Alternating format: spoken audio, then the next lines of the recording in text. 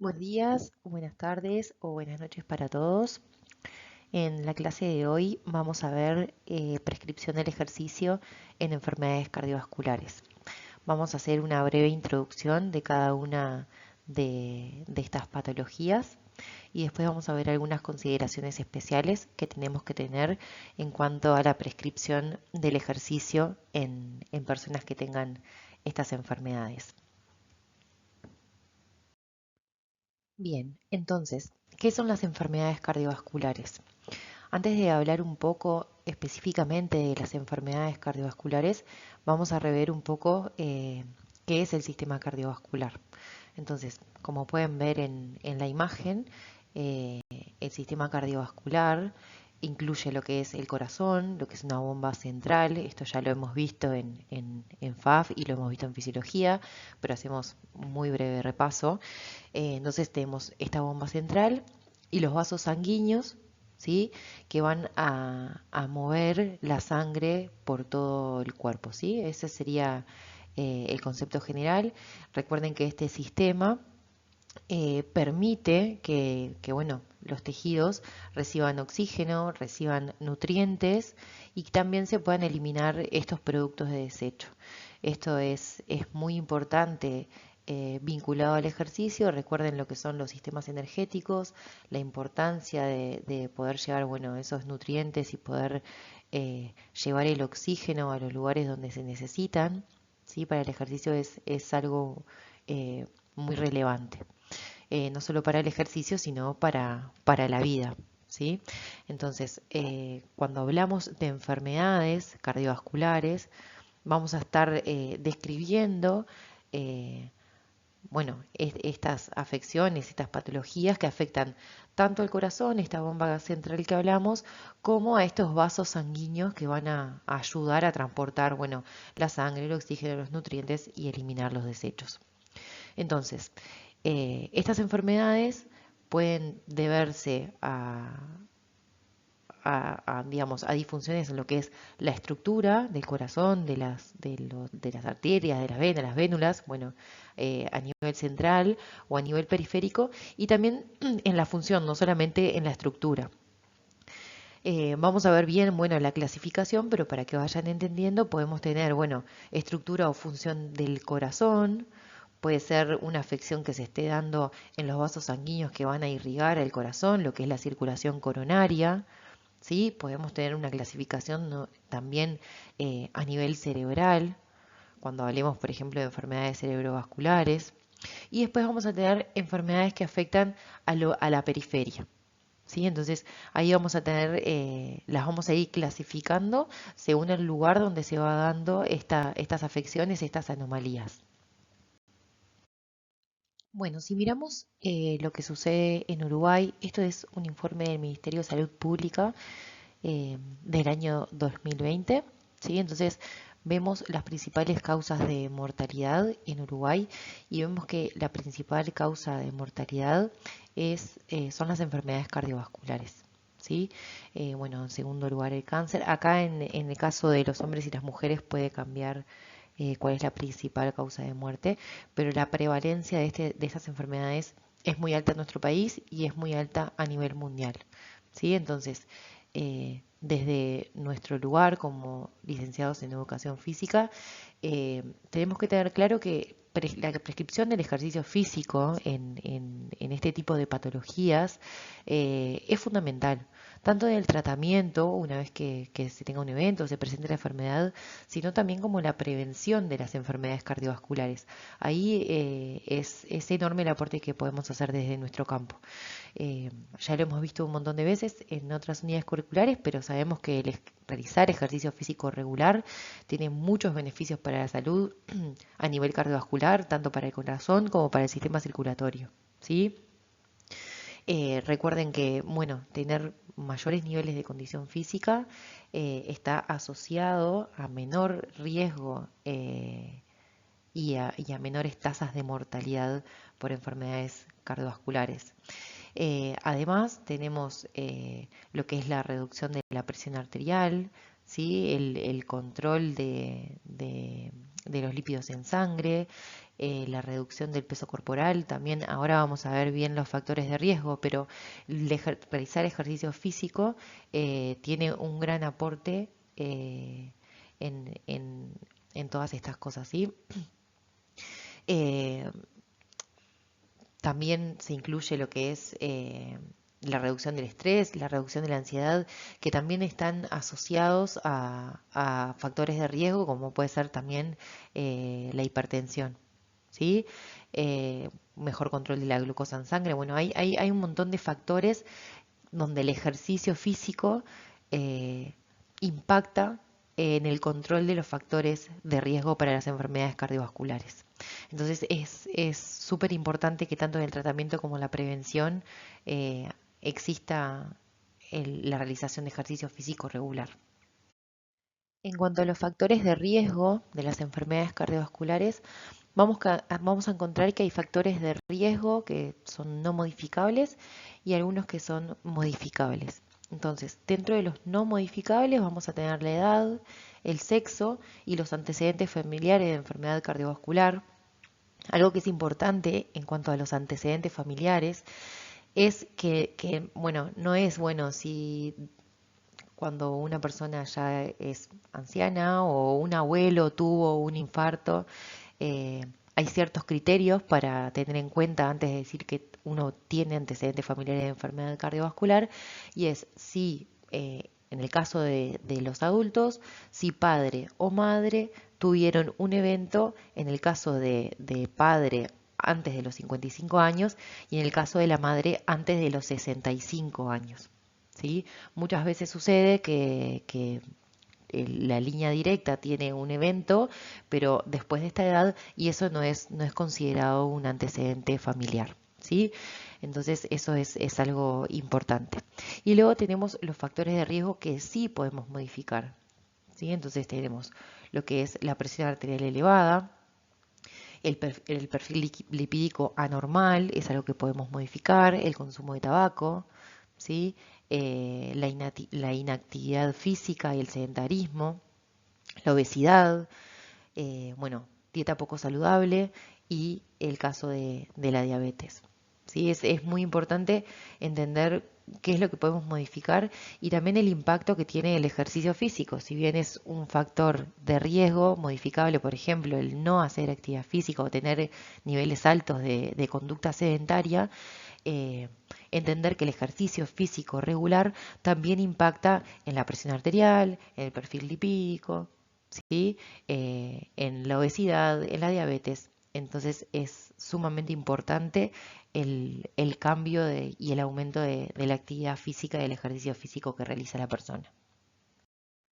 Luego de mencionar, bueno, los factores de riesgo, los modificables y no modificables, vamos a ver un poco las clasificaciones o por lo menos lo que podemos ver en este gráfico, ¿sí? Donde vamos a tener algunos condicionantes del sistema cardiovascular y después cómo se va agravando estas situaciones hasta tener un evento clínico, ¿sí? Como puede ser un infarto, una ACV.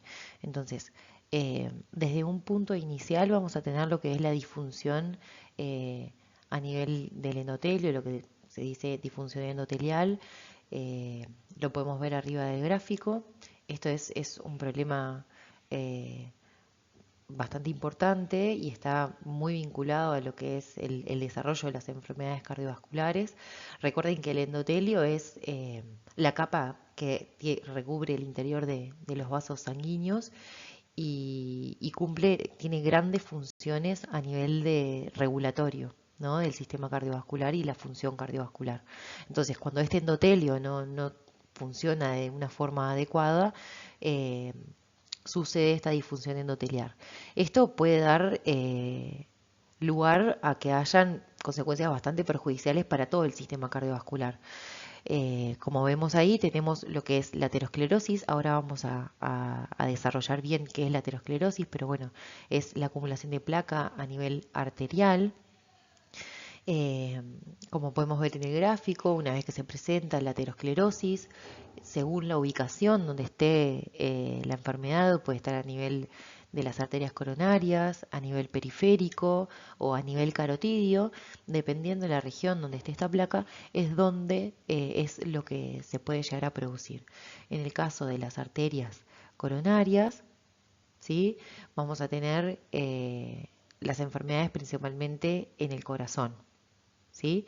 Después, cuando tenemos a nivel periférico, los problemas van a estar dados a nivel de periferia, a nivel de miembros, miembros superiores, miembros inferiores. Y cuando es a nivel carotidio, vamos a encontrarnos con los eventos que se dan a nivel cerebral. Por otra parte, tenemos a nivel vinculado a la disfunción endotelial, lo que son las arritmias y lo que es la insuficiencia cardíaca. Todo esto lo vamos a ir desarrollando uno por uno, pero es importante empezar a ver que desde la disfunción endotelial pueden partir y surgir estas complicaciones, estas enfermedades, que a medida que va pasando el tiempo y a medida que vamos teniendo mayores factores de riesgo, se puede ir incrementando la severidad que va teniendo el evento. Algo importante es que la hipertensión es considerada una enfermedad, pero también es considerada un factor de riesgo. Lo pueden ver ahí con un asterisco que está de los dos lados, ¿sí? Actúa como factor de riesgo para complicación de los eventos, pero también es una enfermedad cardiovascular. Tal como veníamos mencionando, la aterosclerosis es una enfermedad donde se va a acumular placa en el interior de las paredes arteriales. ¿Sí? Como pueden ver en la imagen, tenemos una arteria normal donde no tiene esta acumulación de placa y ahí abajo vemos cómo se va acumulando la placa en las paredes arteriales. ¿Sí? Esta formación de la placa, lo que podemos llamar placa aterosclerótica, es algo que es, es primero un acontecimiento temprano, se podría decir, en el desarrollo de la cardiopatía coronaria y bueno, esto va progresando a medida que van pasando los años. Es una enfermedad silenciosa porque estas modificaciones arteriales a veces no se logran ver hasta que sucede un evento clínico, ¿sí? Como vimos en el diagrama previo, vimos que a partir de una disfunción endotelial se podía generar la aterosclerosis y esta aterosclerosis después podía agravarse, ¿sí? En un evento clínico. Entonces, este proceso de la aterosclerosis comienza con una disfunción endotelial. eh, Esta disfunción endotelial principalmente se da en arterias eh, de calibres medianos o de grandes tamaños, ¿sí? Como puede ser las carótidas, las femorales. Y bueno, en estos puntos donde se van dando estas modificaciones al nivel arterial, eh, vamos a tener, por ejemplo, eh, que algunas, por ejemplo, eh, proteínas, por ejemplo, proteínas de la coagulación sanguínea, vamos a tener células inmunitarias, grasa, colesterol. Bueno, cuando hay un daño, todo esto se va a acumular en ese lugar y eso es lo que va a empezar a generar esta formación de placa. Que si vamos bueno, una vez que hay una placa, hay diferentes formas de caracterizar la placa. Sí, esto se hace mediante ecografía arterial, pero básicamente la placa es un depósito de grasa, tiene colesterol, puede tener células inmunitarias, como recién mencioné, bueno, fibrina, bueno, y otro tipo de sustancias que forman las paredes arteriales, ¿sí? Eh, bueno, una vez que se va formando esta acumulación de placa y bueno, la situación va empeorando, con el tiempo lo que puede suceder con esta placa es que, como se puede ver en la imagen, primero puede estrechar, ¿sí? El pasaje de la arteria, ¿sí? Lo que sería la luz de la arteria. Esto claramente va a reducir el flujo sanguíneo, eh, esta arteria va a perder elasticidad, la placa puede volverse inestable, puede romperse. Esto es lo que lleva después a crear estos coágulos de sangre que van al torrente sanguíneo y bueno, eh, claramente estos coágulos de sangre son muy peligrosos corriendo por el torrente sanguíneo, dado que estos pueden, bueno, pueden alojarse en una arteria, pueden provocar un infarto de miocardio, pueden generar un ACV, ¿sí? Eh, Algo que es importante es que esto se genera a partir de muchos años. Bueno, en el laboratorio una de las cosas que evaluamos a nivel arterial, a nivel de las carótidas, bueno, a nivel de las femorales, son, digamos, se puede ver la placa, pero a veces una persona no tiene placa, pero ya desde edades tempranas, estoy hablando desde niños, tienen alteraciones, ¿sí? A nivel de sus paredes arteriales, que eso puede llegar a predisponer en un futuro a poder tener placas, ¿sí? Entonces, es muy importante el control de los factores de riesgo.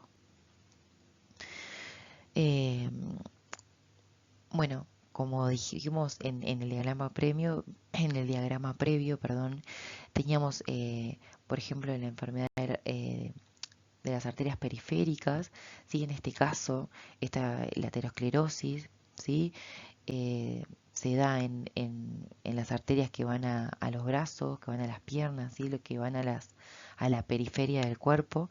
Y después tenemos enfermedades arteriales coronarias, donde, bueno, estas placas, esta arteriosclerosis se da principalmente en las arterias que suministran el corazón, ¿sí? Eh, bueno, vamos a seguir viendo las enfermedades, pero básicamente la aterosclerosis, eh, a partir de la disfunción endotelial, como ya vimos, eh, es algo sumamente importante para el desarrollo de futuras patologías. En cuanto a la enfermedad coronaria, ¿sí? La cardiopatía coronaria, eh, sucede, ¿sí? Se da como resultado de la enfermedad arterial coronaria, ¿sí? ¿Qué sucede? La aterosclerosis, lo que ya recién mencionamos, se va a estar dando dentro, ¿sí? De los vasos sanguíneos que suministran sangre al corazón, ¿sí? En lo que es la circulación coronaria. Eh, bueno, a veces se usan indistintivamente los términos de cardiopatía coronaria o de enfermedad arterial coronaria, pero bueno, la realidad es que la cardiopatía coronaria es algo posterior a la enfermedad arterial coronaria, ¿sí? Se da, bueno, la aterosclerosis y después suceden estos eventos. Entonces, la cardiopatía coronaria, ¿sí? Es de las principales causas del infarto de miocardio. Entonces, bueno, en Uruguay y a nivel mundial, ¿sí? Entonces, estos infartos de miocardio, eh, bueno, se puede dar por varios motivos. Algunos ya los fuimos mencionando, ¿no? Pero uno puede ser que una de estas placas que están en las arterias coronarias, ¿sí? Sea muy grande y bloquee el flujo sanguíneo al corazón, que, bueno, no le llegue buena irrigación al miocardio, ¿sí? Al músculo cardíaco y, bueno, traiga problemas en el bombeo y en su funcionamiento normal del corazón. Y bueno, otro de los motivos es que una de estas placas sea inestable, que se rompa, que se forme un coágulo de sangre y que este también bloquee el flujo sanguíneo al corazón, ¿sí? Esto es lo que va a producir es un infarto de miocardio y puede producir la muerte. Bien, por otra parte tenemos lo que son las arritmias, ¿sí? Si ustedes recuerdan de fisiología, teníamos la conducción eléctrica del corazón, ¿sí? Bueno, el nodo sinusal, el aurículo ventricular, bueno, después teníamos células de Purkinje, bueno, no me voy a poner a repasar de anatomía, de anatomía y fisiología, pero recuerden que que la conductividad eléctrica del corazón tenía un ritmo como uno que se mide en el electrocardiograma y que es secuencial. Cuando tenemos una arritmia, estas arritmias significan que el corazón late de forma irregular. ¿sí? El ritmo, la ritmicidad que tiene la conductividad eléctrica, estos impulsos eléctricos que van coordinando los latidos cuando se da la sístole, cuando se da la diástole, cuando el corazón o las aurículas o los ventrículos tienen que relajarse para su llenado o para su eyección, ¿sí? Esta ritmicidad no funciona adecuadamente. Entonces, eh, al darse estas señales eléctricas de forma irregular, ¿sí? O sea, puede darse de forma mucho más rápida, que a esto es lo que vamos a estar llamando taquicardia, como también puede suceder que sea muy lento, donde sea la bradicardia, o de formas irregulares, ¿sí? Que no tenga ninguna ritmicidad. ¿Qué sucede? Cuando el corazón no funciona correctamente, lo que va a suceder es que no va a bombear sangre de forma correcta. Esto claramente va a generar grandes problemas al funcionamiento, ¿sí? Imagínense con la importancia que tiene el sistema cardiovascular, el sistema respiratorio, bueno, todos los sistemas, pero el sistema cardiovascular, lo que es el bombeo, lo que es la llevada de oxígeno, de nutrientes y la eliminación de desechos durante el ejercicio, lo importante que es que no llegue adecuadamente este suministro de sangre. Por ejemplo, una de las cosas que puede suceder es que la sangre se acumule dentro de las cavidades del corazón, en las aurículas, en los ventrículos durante esta arritmia, y esta acumulación de sangre forme coágulos, se coagule, ¿sí? Y que esto también pueda obstruir una arteria y esto produzca un infarto de miocardio o pueda producir también un ictus, una ACV. Estas arritmias, si son graves y se prolongan en el tiempo, pueden llegar a generar que el corazón no bombee sangre de forma adecuada, ¿sí? Entonces, estas arritmias pueden tener múltiples causas. Uno lo puede tener desde el nacimiento, algunos fármacos, algunas drogas también pueden llegar a modificar el ritmo cardíaco.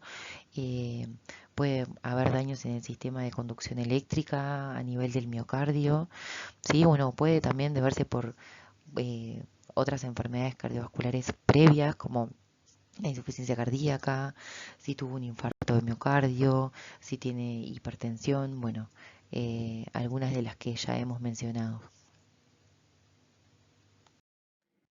Continuando con la descripción de las enfermedades cardiovasculares, tenemos lo que es la insuficiencia cardíaca.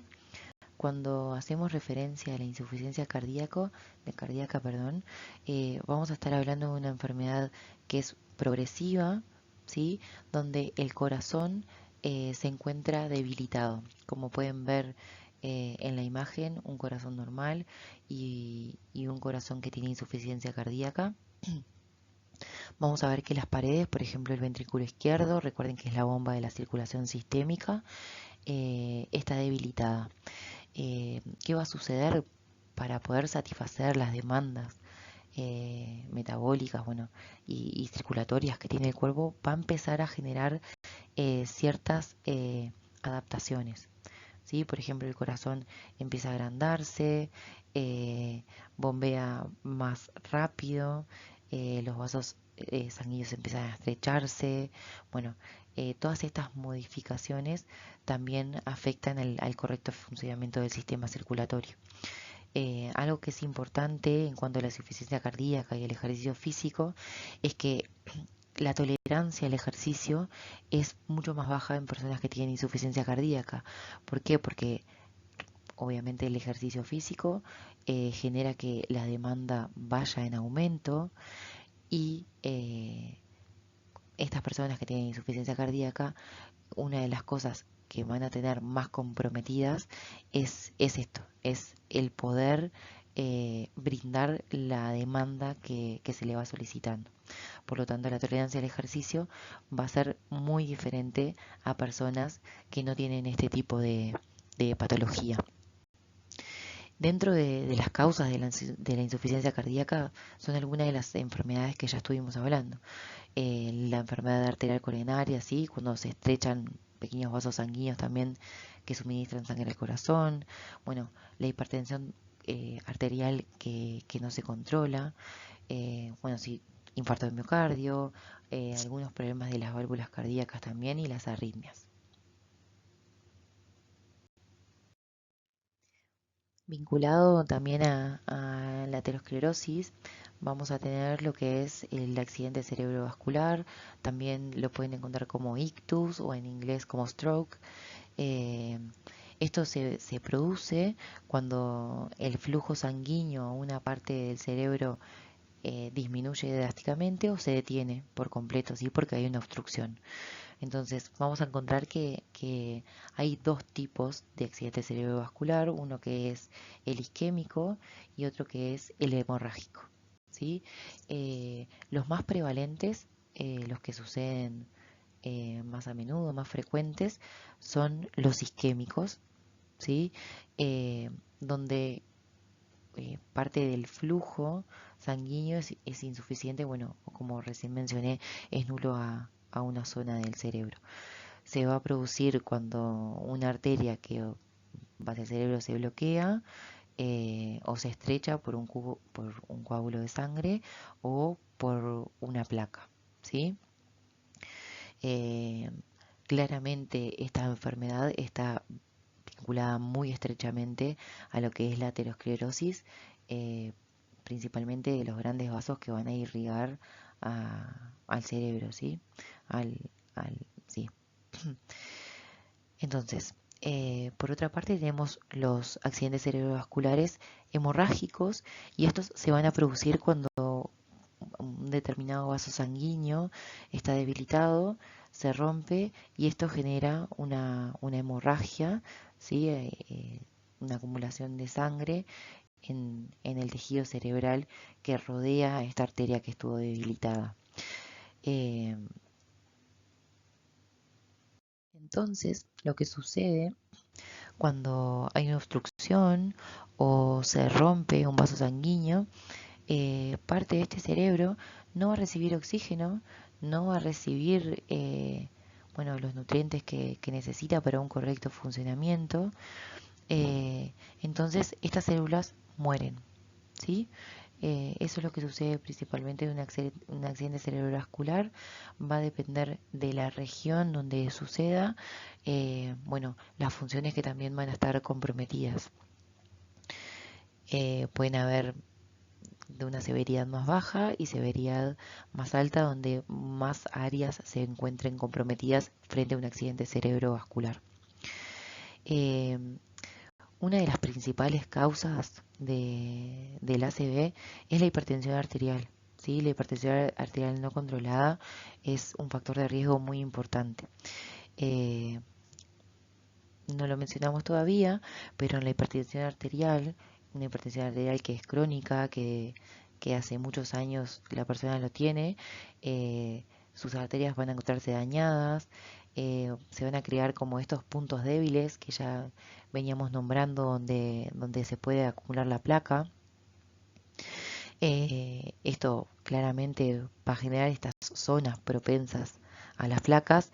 Entonces, uno de los factores principales de riesgo, tanto del ACV isquémico y el hemorrágico, es el control de la hipertensión arterial.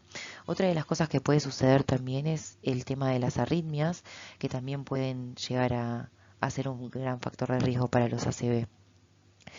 ¿Por qué es esto? Bueno, ya vimos las arritmias, pero si nosotros tenemos un latido rápido o que es también errático, eh, esto va a generar, como ya mencionábamos, que se pueda llegar a acumular sangre, por ejemplo, en las aurículas, y esto, bueno, al coagularse se van a generar estos coágulos que pueden ir por el torrente sanguíneo y pueden ir hacia el cerebro, como también mencionamos, que pueden ir hacia el corazón y generar un infarto.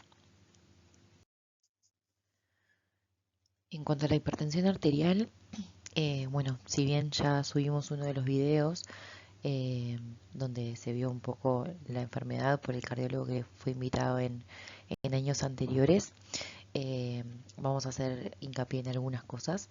Eh, Primero que nada, la presión arterial es la fuerza que ejerce la sangre contra las paredes de las arterias, ¿sí? Cuando el corazón está bombeando. O sea que en cada uno de los ciclos el corazón va a estar eyectando, se va a estar llenando y va a estar eh, llevando sangre a la circulación sistémica, a la circulación pulmonar. Entonces, esta presión arterial va a ser la fuerza que va a estar ejercida sobre estas arterias, ¿sí? Sobre los vasos en general. Entonces, cuando hacemos una medición de la presión arterial, como ven en la imagen, en este caso se está midiendo la presión arterial braquial, vamos a tener dos mediciones, ¿sí? Lo que llamamos la presión arterial sistólica y lo que es la presión arterial diastólica. En el caso de la presión arterial sistólica, vamos a estar hablando de la presión, ¿sí? La presión que se ejerce contra las paredes cuando el corazón se va contrayendo, ¿sí? Cuando está en una sístole. Y en el caso de la presión arterial diastólica, va a ser esta misma fuerza que se ejerce, pero en este caso cuando el músculo cardíaco, ¿sí? Se relaja, ¿sí? Cuando está en diástole. ¿Qué sucede? Cuando esta presión es elevada, hay una fuerza que constantemente está estirando las arterias más allá de los límites normales, ¿sí? O saludables, podemos decirle. Esto claramente, pasado el tiempo y siendo más crónico, va a tener una gran lista de efectos negativos, ¿sí? Van a haber desgarros, van a haber, como habíamos hablado, la aterosclerosis, puntos débiles donde se puede llegar a generar una placa, bueno, y una de las cosas más importantes también es que hay una mayor carga para el corazón, ¿sí? El corazón tiene que hacer más trabajo en el caso de presentar hipertensión arterial. Como habíamos hablado en el diagrama, la hipertensión es tanto un factor de riesgo como una enfermedad, ¿sí? Es un importante factor de riesgo para la enfermedad cardiovascular, como hemos venido viendo en todo lo que mencionamos, es un gran factor de riesgo. eh, Porque aumenta la probabilidad de infarto de miocardio, bueno, del ACV, de la insuficiencia cardíaca, una arritmias como fuimos mencionando, pero también es un factor de riesgo modificable.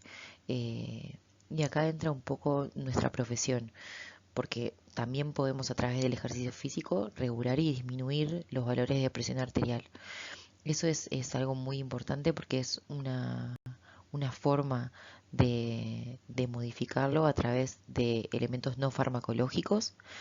Entonces, las personas que tienen hipertensión controlada, eso siempre es importante, que la hipertensión sea controlada. Nosotros podemos trabajar y puede tener múltiples beneficios, no solamente por la hipertensión, sino también por todos los factores de riesgo que hemos mencionado, ¿no? El descenso del peso, la lipidemia en sangre, ahí podemos impactar desde muchos lados a partir del ejercicio físico. Entonces, en el caso de la hipertensión es algo muy presente en los uruguayos.